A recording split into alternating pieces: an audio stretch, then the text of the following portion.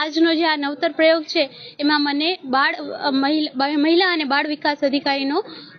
પદવી મળેલી છે અને આ એક નવતર પ્રયોગ જે છે એ અમારા બધા મહિલાઓ માટે, અમારા બધા દીકરીઓ માટે ખૂબ જ એક મોટો લહાવો છે કે તક હોય ને એ તક ઝડપી લેવાય. કચ્છમાં નવતર પ્રયોગ થયો છે તો ધીરે ધીરે એ પ્રયોગ આગળ વધે અને બધી જ દીકરીઓને એવું પ્રોત્સાહન મળે કે એ આવી બધી કચેરીઓમાં આવે, એની કામગીરી જોવે અને એનો એક લાવો લે તો એ લોકોને પણ એક દિવસના નાયક જેવી ફિલિંગ થાય. આપણે જેવી રીતે જોઈએ છીએ કે આના કારણે મહિલાઓને બહુ પ્રોત્સાહન મળે છે, દીકરીઓ છે એ બહુ જ ઉત્સાહી થાય છે. આજ તમે જોઈ જ રહ્યા છો કે બધી જ દીકરીઓ ખૂબ જ ઉત્સાહિત છે પોતાના કાર્યને લઈને, એમના કાર્યોને લઈને, એમના પ્રશ્નોને લઈને. અને જે રીતે મોક સંકલનનું આયોજન કરવામાં આવ્યો છે એ જ રીતે